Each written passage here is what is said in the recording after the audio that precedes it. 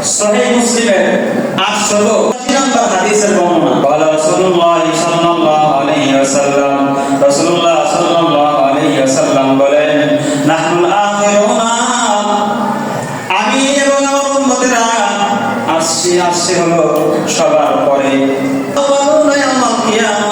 কিয়ামতের দিন থাকবো হলো সবার আগে, থাকবো সবার আগে। রাসূলুল্লাহ সাল্লাল্লাহু আলাইহি ওয়াসাল্লাম বলেন, ওয়া নাহনু আউয়ালু মা ইয়াদখুলুল জান্নাহ, আমি রাসূল এবং আমার উম্মতেরা জান্নাতে আগে প্রবেশ করবে। নামে উম্মত হলে হবে না, খালি উম্মত হতে হবে। নবীর উম্মত দাঁড়িয়ে গেলে কিন্তু নবীর আদর্শ ভালো লাগে না, নবীর সুন্নাত ভালো লাগে না, তাহলে কিন্তু জান্নাতে আগে প্রবেশ করা যাবে। আল্লাহ আমাদেরকে নবীর খাঁটি উম্মত হওয়ার তৌফিক দান করুন।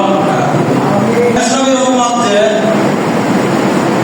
জান্নাতে প্রবেশ করবে, একটা দল জান্নাতে প্রবেশ করবে আগে, তো এই দলের চেহারা কেমন হবে? হাদিসের মধ্যে আছে, সহিহ বুখারী 3327 নম্বর হাদিসের বর্ণনা।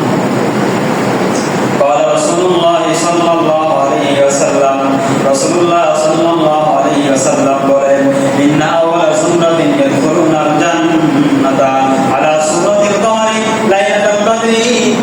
রাসূলুল্লাহ সাল্লাল্লাহু আলাইহি ওয়াসাল্লাম বলেন, প্রথম যেই দলটি জান্নাতে প্রবেশ করবে তাদের চেহারা হবে আলা সুরাতিল কমারি লাইলাতুল কদরি, পূর্ণিমার রাতে চাঁদের ন্যায় উজ্জ্বল।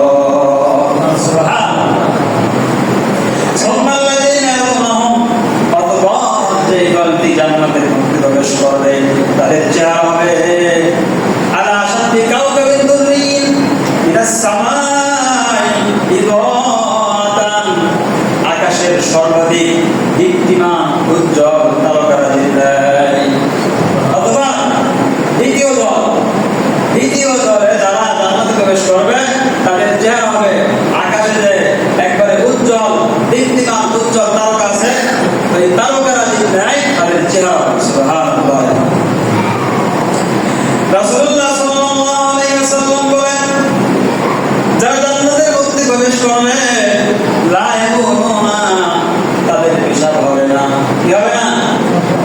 পেশাব হবে না, পেশাবের কোনো প্রয়োজন হবে না। ওয়ালা ইয়াতাগাওয়াতুনা, জান্নাতে এত খাবে, এত ফল দিয়ে এত খাবার খাবে, পায়খানার কোনো প্রয়োজন হবে না। সুবহানাল্লাহ। ওয়ালা ইয়াতাওয়াতুনা ওয়ালা ইয়াদখুলুনা, জান্নাতের মধ্যে জান্নাতীদের মুখ থেকে থুতু বের হবে না, কফ বের হবে না। ওয়ালা ইয়াতাফিতুনা, জান্নাতীদের নাক থেকে শ্লেষ্মা, নাকের ময়লা বের হবে না। সুবহানাল্লাহ। কি বলে তাদের ঠান্ডা কাশি আছে, হ্যাঁ, তাদের ঠান্ডা কাশি আছে দুনিয়াতে, তাদের কি অবস্থা? কফ কি বলে বের হয় কি হয় না? নাক দিয়ে ময়লা বের হয় কি হয় না? কেমন লাগে কি লাগে না বলেন? জান্নাতীরা পেশাব পায়খানা হবে না, মুখ দিয়ে থুতু বের হবে না, নাক দিয়ে কোনো ময়লা বের হবে। সুবহানাল্লাহ। আমশাতুহুম আয-যাহাবু, রাসূলুল্লাহ সাল্লাল্লাহু আলাইহি ওয়াসাল্লাম বলেন, জান্নাতীদের যে চুল থাকবে এই চুল আসমানের জন্য তসবিহ দরকার। কি বলেন? হ্যাঁ, দরকার আছে কি না? নবী, হ্যাঁ, আমশাতুহুম আয-যাহাবু, জান্নাতীদের যে চুল থাকবে চুল আসমানের জন্য আল্লাহ রাব্বুল আলামিন স্বর্ণের তৈরি চিরুনির ব্যবস্থা করে দিবে। আল্লাহ। আমশাতুহুম আয-যাহাবু ওয়া রাশহুম আল-মিসকু, জান্নাতীদের শরীর থেকে ঘাম বের হবে। দুনিয়াতে ঘাম বের হলে সুগন্ধ আসে নাকি দুর্গন্ধ বের হয়? দুর্গন্ধ বের হয়। আর জান্নাতীদের শরীর থেকে যে ঘাম বের হবে এই ঘাম থেকে মিশক আম্বরের সুগন্ধি আসবে।